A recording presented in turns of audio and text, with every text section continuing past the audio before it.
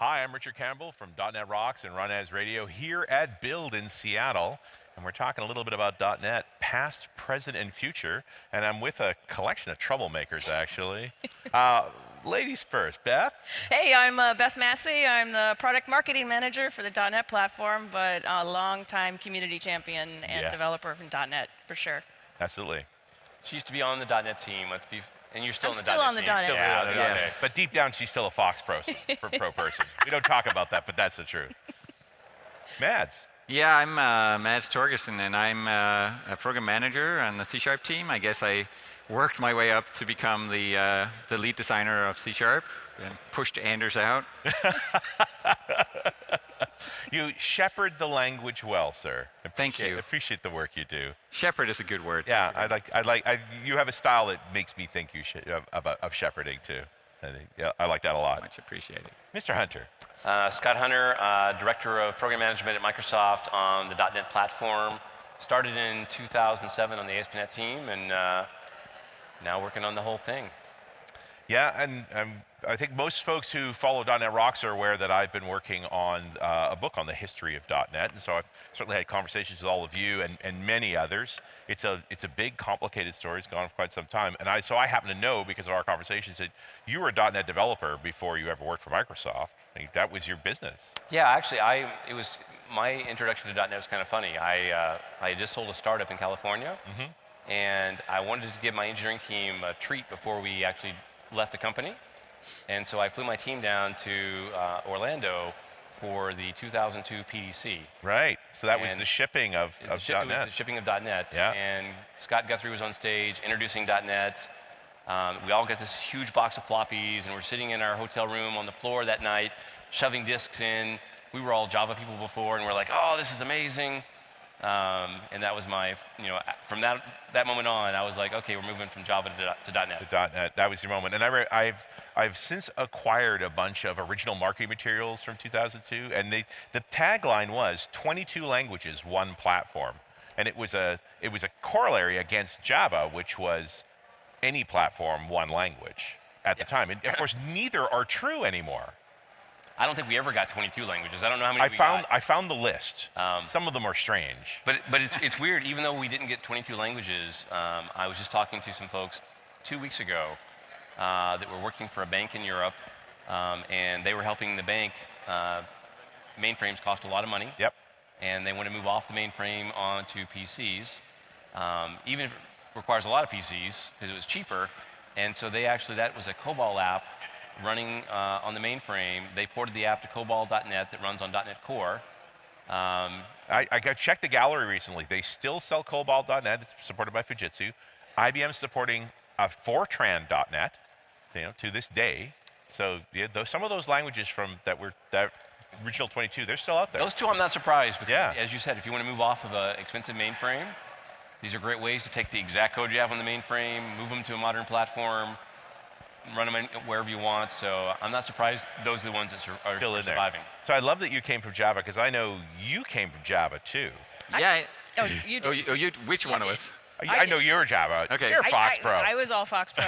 I didn't do Java at all, actually. The story I heard, and I think Anders told me this story that you probably mentioned as well, is seeing you present about, I think it was wildcards for Java. Yep. In Denmark. Yes. And going, that's the guy. We need that guy. Oh, I like hearing that from his side. You see, I think serendipity really kicked in there. I was kind of sick of my current job, and I went to that conference specifically with a mind to looking for something else to do that was more industry focused. And I was there presenting on Java generics, and Anders was there presenting on C# generics and .NET generics. And it was like, wow, they're doing it so much better than we are in Java. And we got talking. I think it's a very interesting piece that I'm a long way from finished writing in the 2005 timeframe. The planning for generics in .NET, I mean, it started back in 2000. And Don Syme, the father of F#, who's on my list to get to as well, he was heavily involved in that early thoughts on generics and all of the potential around that really didn't come true until version 2, until 2005. That's true. Long as the process was in .NET, it was actually much longer in Java. But they kept arguing about it, and .NET. I was an intern at Microsoft Research in Cambridge, UK, in 1999. And they started talking about generics, and they were talking about .NET before it even became .NET, Right. and generics, and it was all very secret. And I was sworn to silence, and I kept that with me for years and years until I rejoined Microsoft. Interesting. So you had seen it in '99 as an intern, Yeah. and then you see it again in, I guess, 2005 in And it's Denmark. and it's really blossomed into something very cool. That's really interesting.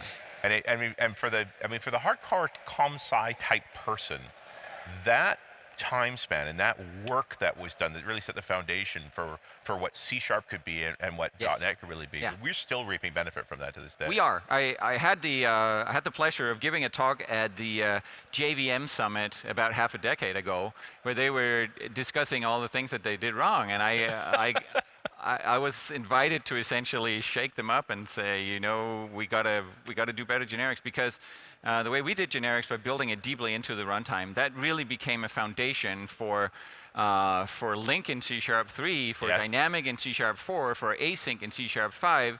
We could not have done any of those things if we hadn't done the sort of really deeply embedded, reified generics, the way we did it in .NET. And so I think you mentioned Don Simon, Andrew Kennedy as well, those Yes. two from Microsoft Research, the work that they didn't actually just help with birthing it. They were in the process all the way up through code reviews and inserting into the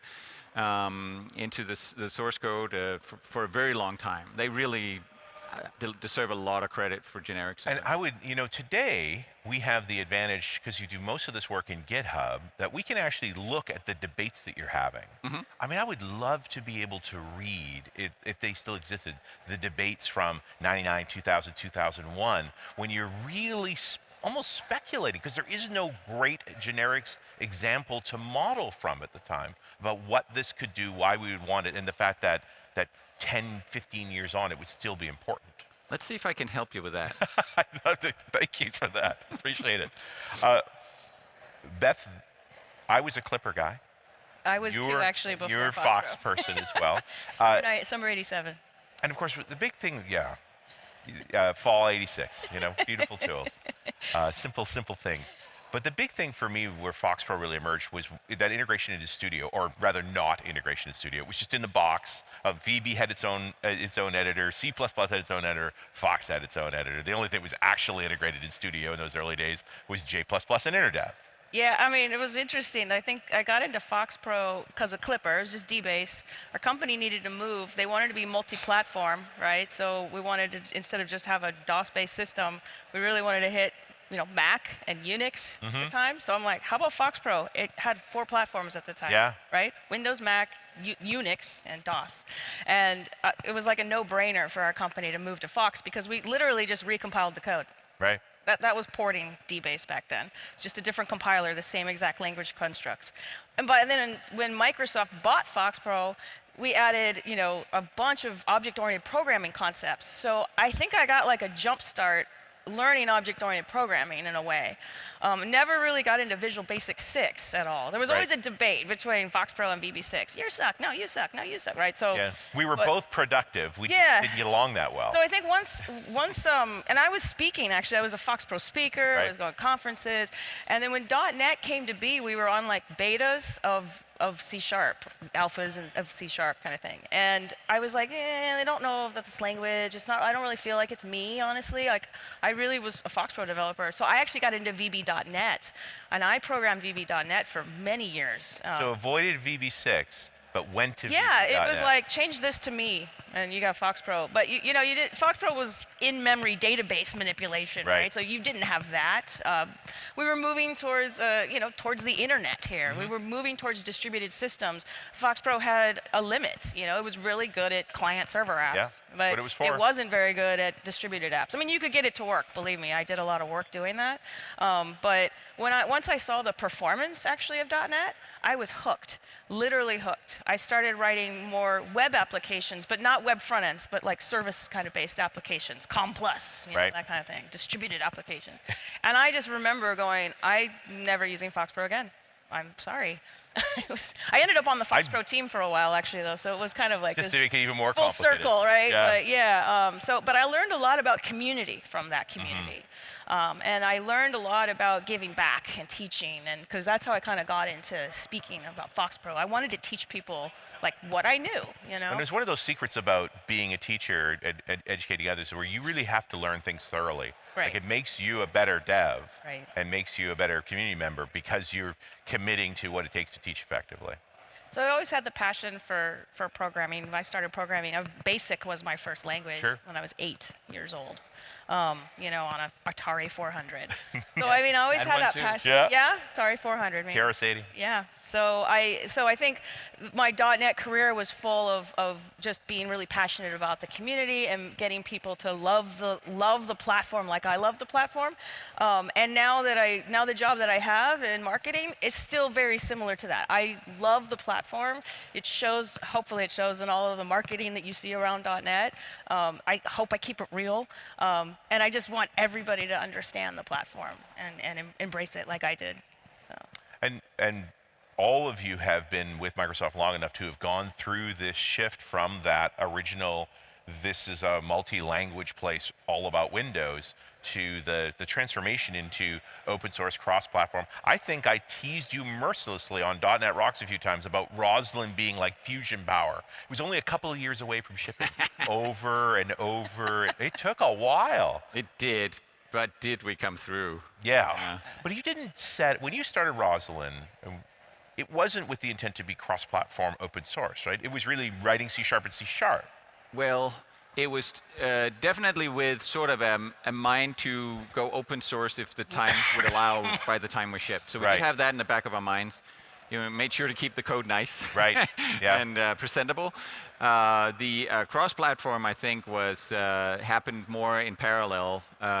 It turned out to be a really good thing because Roslyn was rewriting the C# compiler and language service in C#, and so the fact that C# started being able to run on other platforms means you can run Roslyn on other platforms, means that you can better support C# in IDEs and tool chains that run on different platforms, right? So Right. it kind of worked out together so that you now have, you know, Visual Studio for Mac, for instance, and you have Emacs integration and C# running all sorts of places now. Yeah, just sort of appearing all over the place. I know I saw Glenn Block run around here at Build, and of course he was involved with the whole C# scripting thing. Yes. And just another, as soon as you started thinking about C# outside even of the .NET context and outside of certainly the Windows context, those were early days when they were doing those kinds of experiments, and certainly Roslyn suddenly made that blow up. And as much as I teased you early on, I do remember us doing a show in Norway, I think, or maybe it was London,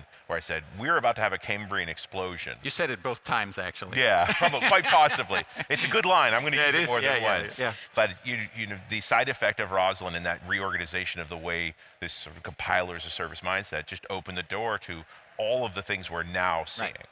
And I think that it speaks again to the people who engaged with .NET and C# very early on, who built who laid the foundation of it, that it was so easy in a way to retarget it away from Windows. Like it wasn't, even though it was targeted for Windows, it didn't have a bunch of Windows isms in it. It Right. wasn't like tied at the hip in a way that needed complicated surgery, so much as being conceptually kept separate, and C# as a language certainly, and most of .NET, the .NET framework, were relatively easy to take to other places intact, if you will. Right. So there's a bit of foresight there. I don't know if it was just good hygiene or they actually envisioned some time being in other operating systems, but there was a really good tone set from the start that we don't just like, we don't put Windows directly in people's faces when And part of it, I wonder often, is it actually Conway's Law? The fact that there was a CLR team,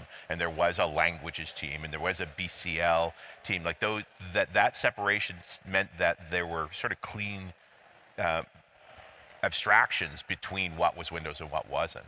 yeah, as much as we could. Yeah, I think it worked out. Yeah. But you know, obviously, you got the language really living on its own in the form of Roslyn, and then you know, this is where you got huge amount of work getting core, basically a rewrite of .NET.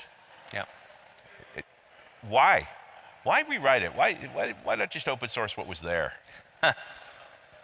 I think the big thing, the whole .NET Core wave was realizing a couple years ago that the landscape for programming was just changing.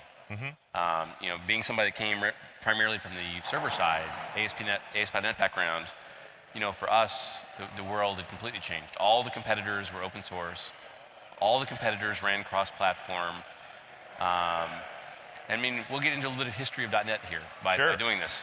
I don't mind laying it out there a little bit. So we had kind of identified that the only way to survive as a product was we had to show that we were open and cross-platform.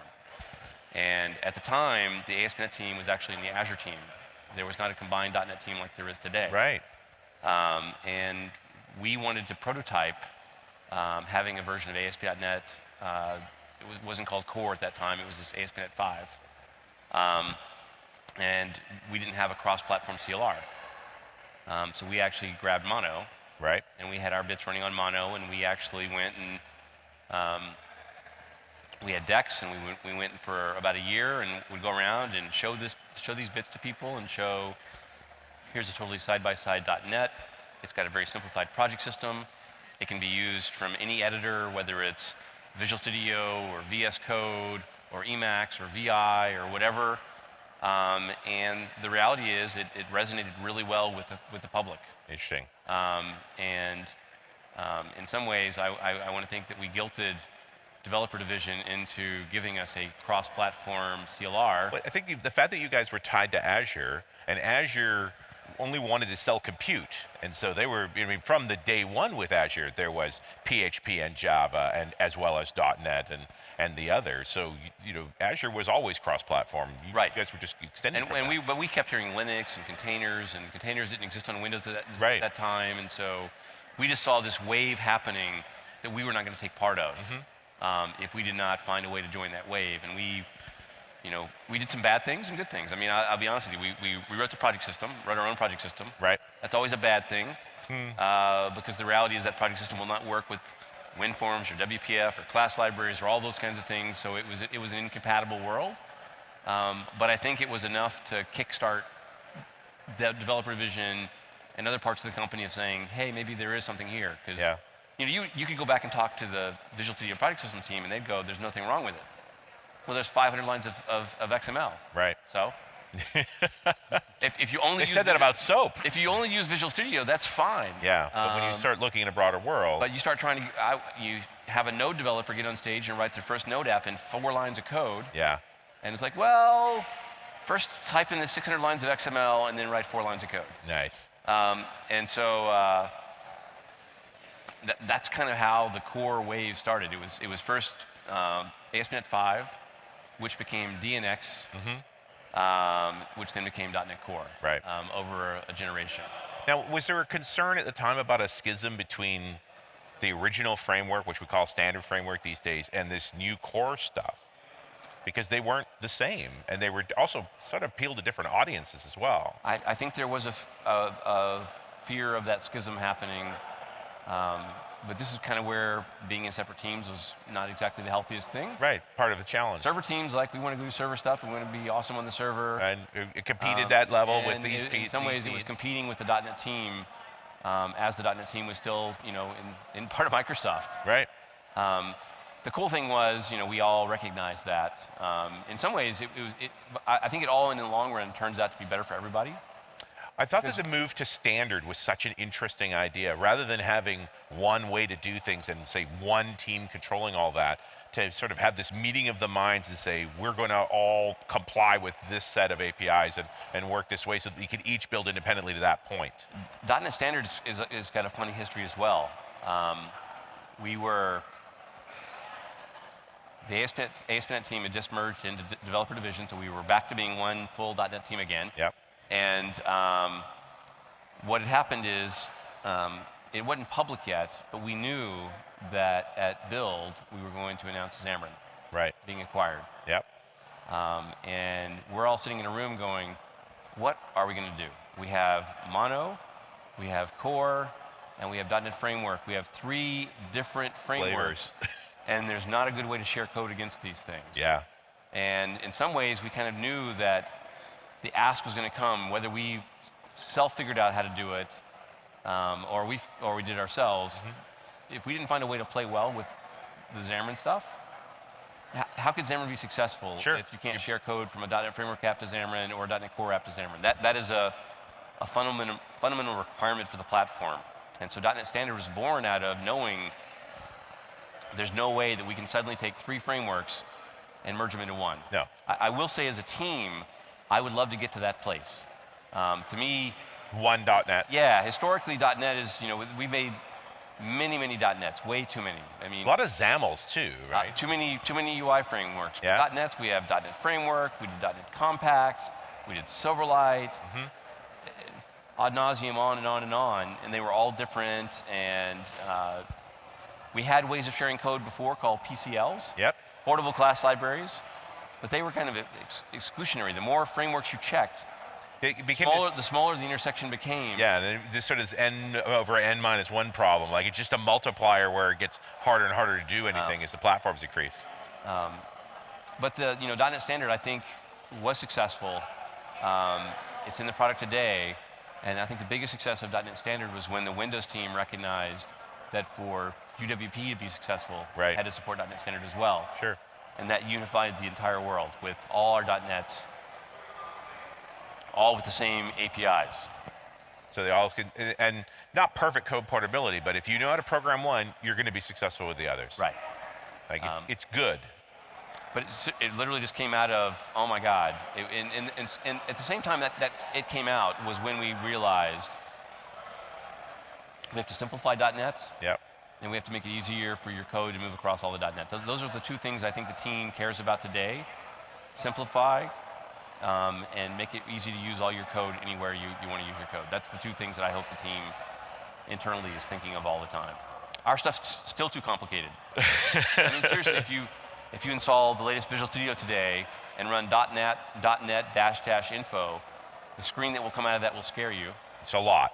Because you'll find you have like 20 versions of .NET Core on your machine.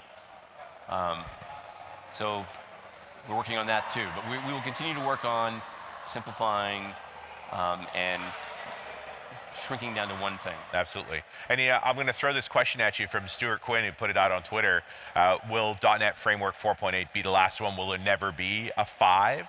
It doesn't seem like there's much need now with your recent announcements around Core 3 and a version of WPF and WinForms running against Core for Windows. So now that there's desktop apps on Core, will there ever need to be a Framework 5? I don't think there'll ever need to be a Framework 5, but I don't want people to believe that because there's not a Framework 5, we ask ourselves internally the same question. Sure. What would make us call it a 5? Right. What big fundamental change do you make in .NET Framework to make you call it a 5? I think what would have to happen there would be there have to be some new workload that doesn't exist today, Right. that we bring into .NET Framework. Historically we brought things like WCF in, Entity Framework in, Yep. and each of those had major versions, 3.0s and 3.5s and 4.0s when those kinds of events happened, or there'd have to be some crazy language feature that rippled through the entire framework and we put everywhere. Isn't C# now perfect once async and await? Like there is nothing left to do, right? Oh yeah, no, it's totally it's totally stable. Well, I wasn't going to go as far as stable, but Stable. No, that could certainly be big things, but yeah, I agree with Scott that we've been very more so with .NET than with C#, as you can tell by the lower version number. We've been more careful to rev the major version of .NET to where it really mattered, and so that's it's the basic where measure of a first number, a breaking change, like that you should expect that your code's just not going to move. In .NET, we never actually even made a major version be a breaking change for the most part. It tried to be as compatible as possible. Yeah. It would always try to upgrade your project, and in most cases it would. You had to do exotic stuff for it not to work. I think it was one of the in the challenges. .NET Core world, we don't feel the same way. Right. Because .NET Core is not globally installed, and there's only a singleton on the box. Yeah. We do think that in a move from a 2 to a 3, we could make some breaking changes. And that's not saying we're going to go do the goal's not to, but if we had some major mistake that we need to remove, I think we would actually remove it now. Sure. Not let it just live in the system forever. I remember these debates around Roslyn where it's like, this is actually a bug in C#, the old version, but we found people that are counting on that bug. Yes. Do we fix it in this new version, this rewrite? We ported a lot of bugs. That's true. I mean, Yeah. we found that behavior was wrong in a certain way, and it was really, if there's anything that's harder than porting the exact right behavior, it's porting the exact wrong behavior. Love it. Yeah. It's really, really hard because what is very the hard. semantics of some weird, like, little bug you do? I mean, how do you make sure that the new code in another programming language, in another architecture, and Right. it behaves exactly the same as some like random fallout thing? Unintentional behavior in the first Yes. place. I'll give we you a did great that a lot. example of this. In the demo I showed at the .NET overview today, we showed a .NET Core application and a .NET Framework application that would basically enumerate the files in your hard drive and draw a pie chart on the screen. Now the funny thing is, the .NET Core version is a little different than the .NET Framework version, and I'll explain why. In the .NET Framework, if you start enumerating from C drive, the file enumeration APIs will fault and throw an exception as soon as you hit a folder you don't have access to. Oh, they checking the ACLs. But they shouldn't, because how would you know?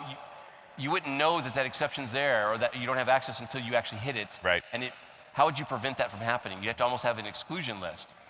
The .NET Core version will actually take the whole C drive. It will just skip the folders you don't have access to. Right. And so I was showing that the .NET Core version is faster, but the .NET Core version is also more correct. Now, I can't take the .NET Core version of that and put it in .NET Framework because that would fundamentally change the behavior. Somebody might be depending on That you the fact fault on a folder that you don't have rights to. on something I don't have access to. Exactly. And so it kind of highlights that kind of point that we can change stuff in core because of the side-by-sides that we can't in .NET Framework. But I want to finish that question, that 4.8 question. Sure. I want to make sure that people understand that 4.8 or .NET Framework is not going anywhere. No. Windows depends on it. There is no plan to ever retire that framework. We're not going to stop fixing bugs in that framework. We're not going to stop making small additions to that framework. Yeah. But the ask from our customers has been, don't break my apps. Yeah. So because it's a globally installed thing, I think what you're going to see as we move more workloads to core, it means those workloads will evolve on core and they'll stay where they are on .NET Framework because we're trying to protect all those applications that are out there that rely on that globally installed version of .NET Framework. Well, you said this in your overview talk as well. You're talking about the WinForms for high DPI and how implementing that against the traditional WinForms implementation broke people's apps. We never did some of it because of that. Right. The reality is, the problem with high DPI is WinForms was designed to have 1 pixel being 1 pixel. Right. And pixels are really small on modern monitors. Sure. 27-inch 4K screen, those are little pixels. The only way to fix it is to scale stuff. Right. If you scale stuff, it's not going to be in the same place as it was before. Exactly. And so could you just imagine pixels kind of move around in somebody's apps, and we've seen this happen before. So I have 2 choices. One is I give you like 35 switches to turn on or off some of those fixes, those scaling fixes. Or I just say, no, don't change it here.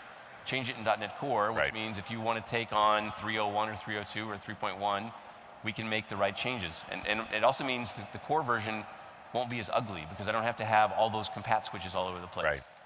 And so if somebody wants to take advantage of the high DPI stuff, they're going to have to go through the work. If you want the full high DPI at some point with all the controls, you would have to be on the core version because I promise you grid views are going to move around. Yeah. Property sheets are going to move around. Stuff's going to move a little bit because scaling will be involved. And there's no magic way to solve that other than to have your old apps look this small on a big screen. Tiny screens. Yeah. But 4.8 won't be the last. But our plan will be to do what we've done the last couple of years, which is make small, incremental changes, fix bugs, keep the apps running on it. And for new developers, if you're really modernizing an app, I would say move to core. Right. And where you make something that can be ported, you will port. Yeah. Okay. That's fair. It's an interesting balancing act, no question. It's hard. There's no simple solutions. Beth, I don't want to leave you out of it. No, I mean, I think to that point, though, historically, the .NET team has always been super compatible with their releases of .NET Framework, and It's like sort of a Microsoft it mantra. really like, is. It's keep sort of like code in our moving blood. forward. We don't like, and language too. I mean, you can't just break people like you're saying. Like you have to port the Right. bugs. You know, we all rely on it. We rely on a globally installed framework. We rely on the fact that we're going to get bug fixes, but we really don't want our apps breaking. So, like Scott said, that's definitely a high priority for us.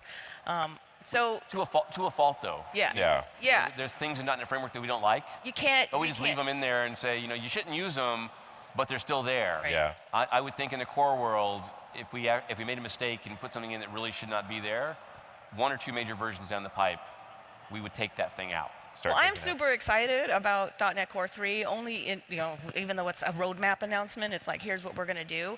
I wanted self-contained EXEs back in 2002, dude. I mean, really. I mean, like, right? Yeah. I mean, that's like finally, it's like, oh.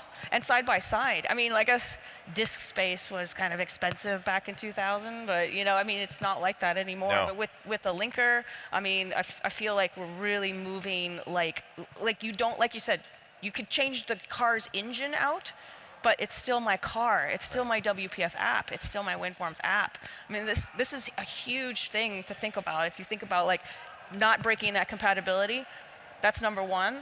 My app still runs, but now it runs in a way that I wanted it to run in the first place, side by side, self-contained. Don't break anything. I mean, that's really going to be amazing, I think. I've got to think in a larger organization where they have literally thousands of .NET apps, and they may have been strung by, I've got to stick with this version that I know works. When we try and compile up, it breaks things. That they're going to start taking advantages, be able to go through that catalog of applications and start looking at what can I turn into a completely compiled app? Where can I use side by side so that I'm no longer bound to those versions? I have a little more control. What we find when we talk to customers, and I know a customer that has 12,000 .NET applications That's a lot of apps, man. in their organization. Actually, is it 12,000, 1,200? 12,000 Both are big numbers. I mean, I've dealt with my IT hat on. I've Um, worked with infrastructures where it was thousands of apps, but I haven't had 12,000. What they told us was about 300 of those apps they're still working on. Wow. The other, let's say 700 or 800 of them, they're not working on. And they just want those to continue to run as they are. Yep. And those 300 would be the ones they would move to core. So those are ones that are actually going to migrate. The rest they want to make sure stay stable. They stay stable. And Right. so their ask to us has been, don't make lots of changes in .NET Framework, because every time you make a change, even fixing a bug, as we just talked about, Yep. if you fix that file enumeration bug that we fixed in core in .NET Framework, You're going to change somebody's who knows behavior. what's going to break. And it's not like it's going to pop up an error message. It's just going to behave differently suddenly. We had a case years ago where calling a certain API loaded an Office DLL. And then people assumed that they could just p-invoke into the Office DLL. Because it was always there. And then one framework version, we said, oh, we're not going We to don't need that to do Office this. DLL anymore. Yeah.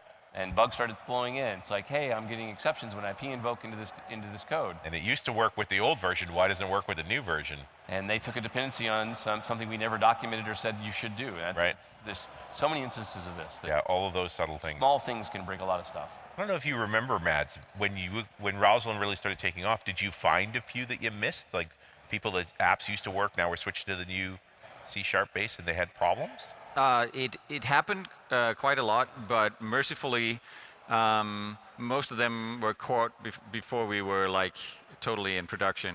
Right. We were worried about it up until the last minute. We had a plan B in our pocket to switch back to the old compiler, or maybe if people didn't upgrade to the latest language version, they could still compile with the old compiler and so on. We were worried about it, but I think we had a point in time, we did very gradual adoption of it. We adopted it inside of Microsoft, the Rosalind-based compiler, way before it was actually RTM Right. to the world. And You guys lived with it quite a while. yeah, we had a thing that we called, we flipped the big switch. We had a party and everything. We got the T-shirt. When we flipped the big switch, I remember. Anders actually clicked the I remember switch that. Yeah. at a team meeting, and we were like, nothing happened. We're all good. We're still functional. We're still alive. And that's when we had the confidence that, okay, this is gonna go well. I think it's one of the interesting truths that I just not always visible to the outside world. It's like, you talk about how the .NET framework will never leave Windows because a bunch of Windows is written with .NET. Yeah. Like, That's They consume the One- company one- consumes its own stuff. One of the funny questions that I got, we were doing some, before the .NET Core 3 announced today, we'd actually tested it with many externals under NDA. And one of the pieces of feedback always was, I'm losing my mind here. Thinking about something else. A lot of the, what was the question again? I've really lost my train of thought. The pieces of Windows that actually use Yeah, .NET. yeah. A lot of people asked us that we'd actually on one of these dry runs, we had said that .NET Framework would be supported as long as Windows. Sure. And somebody asked me, well, that means when Windows 11 ships, there won't be a .NET Framework in it. And I'm like, The VB runtime that really hasn't been worked on since '99 VB runtime is is still in there. Windows. The Still ships with Windows. The original ASP.NET web framework is still in there. Right? And .NET Framework will be in there forever. And as Forever. you said, if you use the IS Manager in Windows, that's running .NET. There are so many pieces of Windows that are .NET based. There's no way to decouple the things, nor would we ever try. There's no point in No reason to. It's waste of time. This is dependency that you actually count on. Should we try to grab some questions? Absolutely, and it's another Stuart Quinn question. Stuart's a regular listener to my show, as well as sure he catches lots of Channel 9. And he's a great question talking about deployment of desktop apps. Because I think it's one of the challenges is how are we getting apps out the door in these new models? So at Build, if you watch some of the Windows talks, they're going to introduce something called MSIX, which is a new version of the MSI format. And the idea behind MSIX is any kind of app, whether it's a Win32, whether it's a .NET Framework, a .NET Core, a UWP, can all be packaged in this, and it's a zip file with a manifest. Nice. And customers are going to have the choice of actually installing the MSIX or putting it into the Windows Store. I like that topic enough. I grabbed Andrew to do an interview for .NET Rocks here at Build. Because you guys should do a talk on that. Absolutely. But, we don't plan in the .NET team to build a new click once or anything like that. We would basically leverage on whatever the Windows team is putting together, and a combination of the MSIX plus what they've been calling Centennial historically, which lets you sandbox your applications. I think that really is the install story moving forward, and what I recommend customers to. If you get your app into those states and into the store, then you push to the store and all the desktops update versus trying to shove exes around the network yourself, trying to shove DLLs around by yourself. Little sneaker netting, any of that sort of traditional install mechanism. And with these self-contained .NET Core apps we were just talking about at the session, where you can actually build a single exe that contains WinForms and .NET Core, that installation model is perfect. If there's a security problem, you put a new one in the store, all the desktops update. You don't have to worry about installing a .NET Framework on the boxes and stuff like that. And getting mixed up versions, any of those sort of DLL hell challenges from I think the combo days of the Windows guy, what the Windows team's doing, and what we're doing with .NET Core 3 are going to make install experiences easier. I think it's a very powerful aspect of what you said there, that the responsibility for the installer is sticking with Windows rather than being part of the .NET team per se. That it's ultimately Windows and Windows' rules for how software is supposed to execute in the context of the operating system, so they own the installer. Yeah, and I think Windows wants to give the customer even more control. It's like, you want your app to run in a sandbox where it can't see network shares, Right. where it can't see temp folders or stuff like that. I think every admin wants to be able to have those fine controls. That's not something we would build as a .NET team. Yeah, that I would like as an IT person to have a manifest around every installation and know what they're expecting, what they require, and what I'm prepared to give them or not give them. The Windows team built a lot of that into UWP, but I think you're going to see those sandbox controls that UWP run into flowing back to all apps. That's kind of what this Centennial effort's been about. So it doesn't matter But as where you the said, app came from. We're a platform. What I tell people all the time is we're no different than Java or Node or Python or anybody else. We don't want to go and put a bunch of weird rules in the framework for a particular platform. It should be the platform that sets the rules. Well, especially when you're thinking about core and you do need to deploy apps to a Linux box or to a Mac, and they have a different security model and different requirements, and that dependency has to be handled there. Right. That makes total sense to me. More future? What comes next? Well, you know what I'm personally excited about, besides .NET Core 3? The fact that we have 1 million more active developers this year than we did over last year, just in Visual Studio. Wow.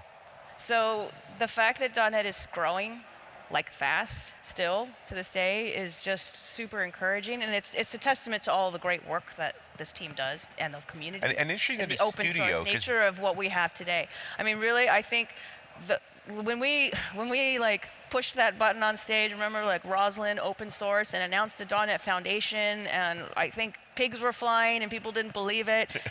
And it's almost 5 years later. It's 4.5 years later, right? Yep. And we really have had a cultural shift, like across the entire ecosystem is happening, right? And I think you could just see that in the sheer number of people that are coming to the platform. And the other thing is, just people downloading .NET Core itself. Like, a lot are students, and this is the future, right?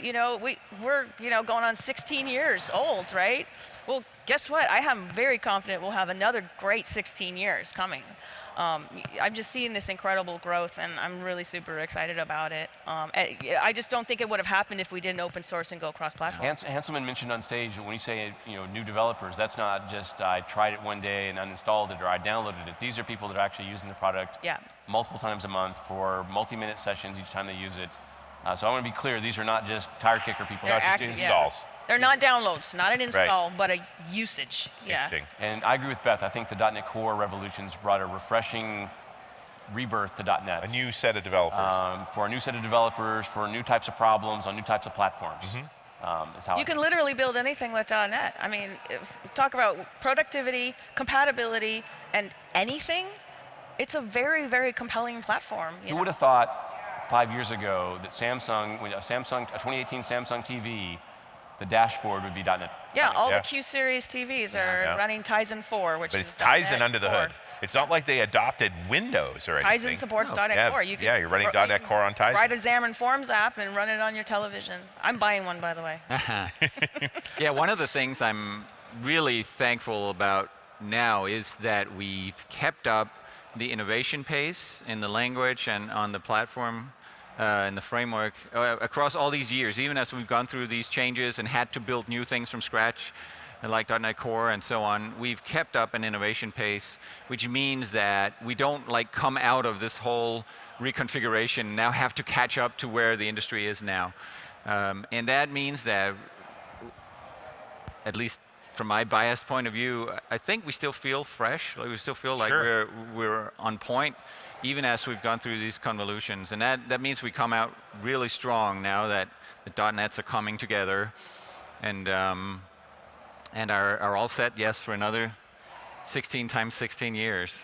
The Blazers effect, just sort of seeing C# running through WASM right in the browser, and this idea of browsers just being hosts for whatever language you care for. I think we're going to see more of these. I think so too. The reason that's popular is the browser is a sandbox. Yeah, already deployed. An app that runs in the browser, deployment's easy.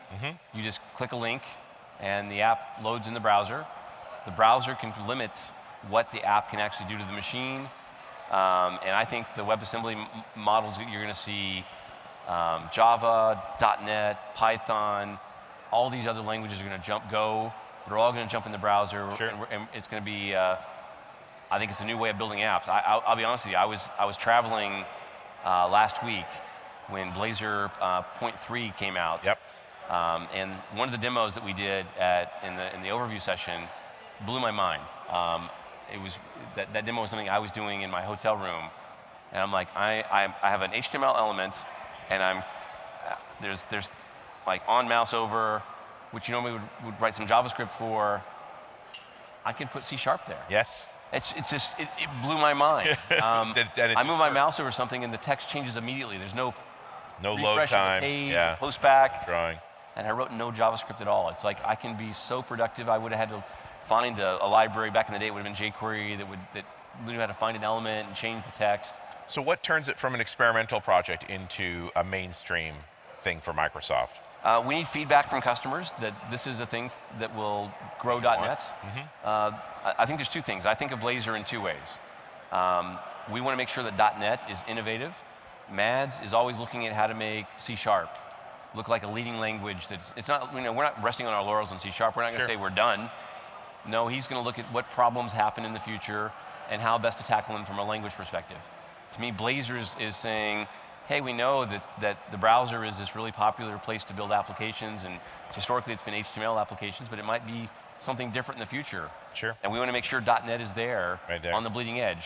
One of the things that I really enjoyed from that overview talk was the flipping of a link query into a for each. Like, however you care to read a piece of code, it does exactly the same thing. It's just two different expressions. That was feedback from customers. So when you see those features are probably in Mads' dev team. I'm going to guess you have some people like this. They're like, you should not be using link.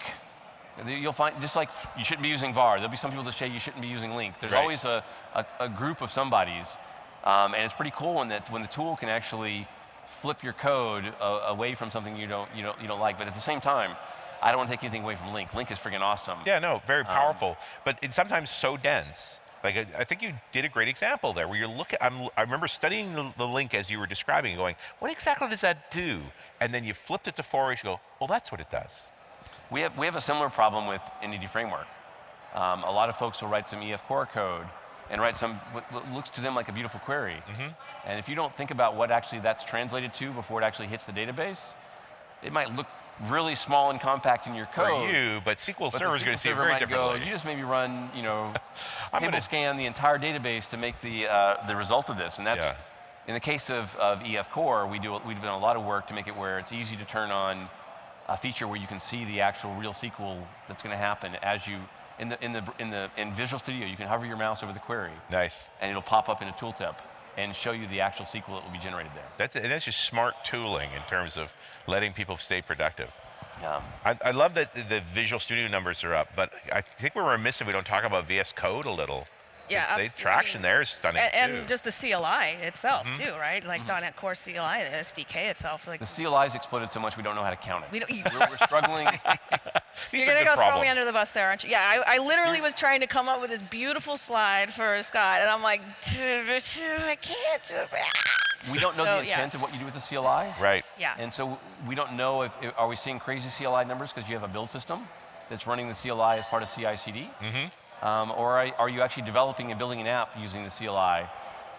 And so we think our CLI numbers are actually exaggerated because of its usage everywhere, and so that's why we don't have there's no magic mechanism for us to go, that's a developer.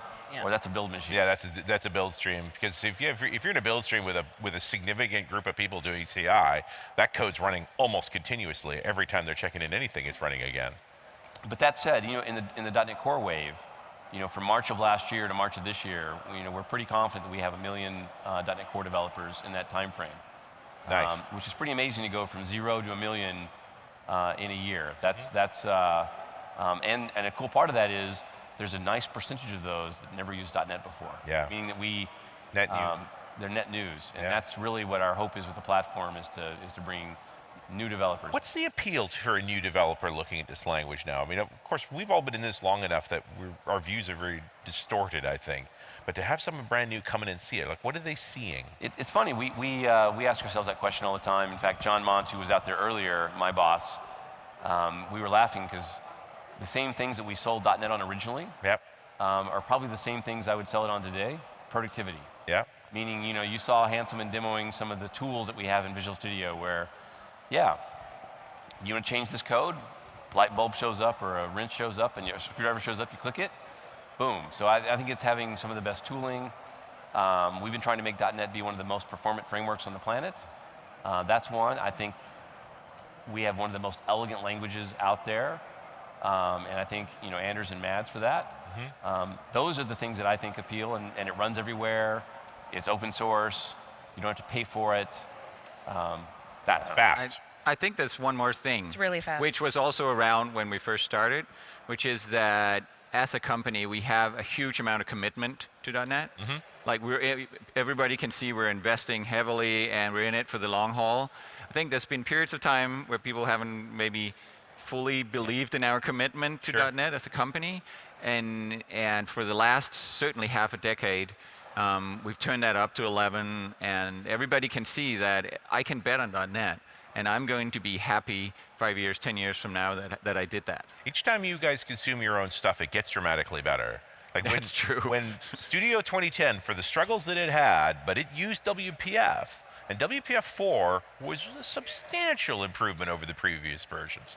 Every time I see that, I go, oh, well, they're real serious about this. Like, that's important to them. They're kicking it around, and they're committed to it. Like, the products they sell depend on the stuff they're building. Yeah, the openness we have is great in that we get quick feedback, but there's nothing like dog fooding. Yeah. Like actually using it the day after you put it in, Yep. and feeling the pain because you did something wrong. And you know That those is guys such are a the next motivator. building owner, and you can hunt them down. Yeah.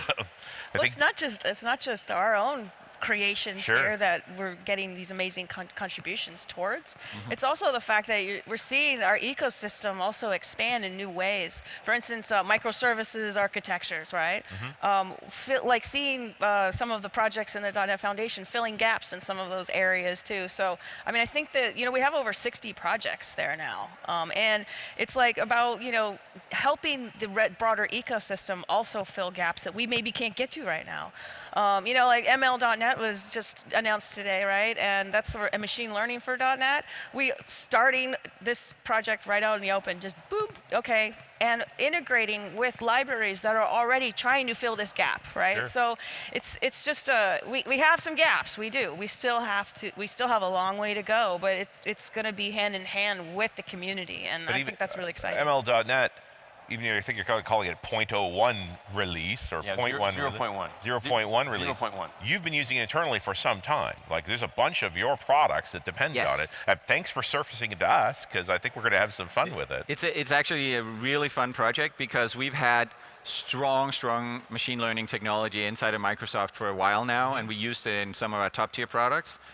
And yeah, most of the intelligent behavior you see in various Office products Sure. and all over the place in Bing, it's based on it, but it's been in an internal secret sauce. And now we're offering it up as a .NET library that we're committed to evolving with the community into, it already is one of the strongest machine learning frameworks probably on the planet, and one that does the most work at scale. It's just nobody ever knew, and now the thing for us is just to make it consumable to developers, because machine learning is one of those things that has been, it has sort of been walled off for mostly data scientists they do their magic, they come with a model, and then the developer integrates into that model somehow to get predictions. Right. But more and more developers want to do their own machine learning, and you gotta put the machine learning tools where the developers are. Right. You can't, rely on some other tech or some other person over there doing the machine learning or the data sciencey part for you. Developers want to do it on their own. Yeah, it's going to be a mainstream part of the way we build code going forward. A cool part of ML.NET to me is watching Mads and Emo and other folks on the team take the APIs. One of the strengths I think of the .NET team is historically WinForms. Man, that seems easy to use. Well, you took HWind and a Windows Win32 component, and you wrote elegant code on top of it to make it easy to use. And I think .NET's always taken Windows APIs and made them very easy to use. And so it's been fun. I've actually been able to watch some of the ML.NET stuff where, you look at how it was internally. Of course, it was all used by, as Mads was saying, AI people. Right. Our job is to democratize it to regular developers. And have something you've always done. Have the BCL team work on helping clean those APIs up, make them human consumable. Yeah. At one point, the GitHub demo we showed, the code was so bad that I was not going to show it. And I'm like, oh, well, we skipped through the slide. There was a slide of some GUI, because we're going to have a GUI as well. Yep. And I'm like, okay, well, that code is so complicated, we'll just show the GUI and say, we'll generate the code for you. Nice. But the team's already cleaned up the APIs enough that some of them, that they are pretty consumable. Yeah, I mean, that said, there's a reason why it's a 0.1, which is that we're just starting this work, Okay. and we want to invite the ML community that already is heavily invested in this direction, as well as the broader set of developers that we hope will feel the benefits of democratizing ML. We want these people involved early so that we can reach the the permanent shape of these APIs in a collaboration. I think it's And a big this- challenging balance between the experienced ML people who think in a data science way and may approach it very differently from a typical .NET developer who Yes. clearly needs to learn some things and embrace it. Like what that balance will ultimately look like, I couldn't tell you, and I bet you're still figuring it out too. We're figuring it out, but I bet that with the help of the community, of all these communities, as well as the internal experts we have, I think we'll get to a good place. By the time it's called 1.0, I think it's going to be amazing. And it definitely, to me, feels like that's a future-looking way of .NET, that these are the Yes. skills we're going to bring in, the same way that these earlier versions of .NET kept adding in additional abilities. This is the next wave of ability. I think I'm going to leave it there. Beth, Mads, Scott, thank you so much for your time. Really been fun talking to everyone, and I hope you enjoyed it. We're coming after you from Build, and we'll be back with more.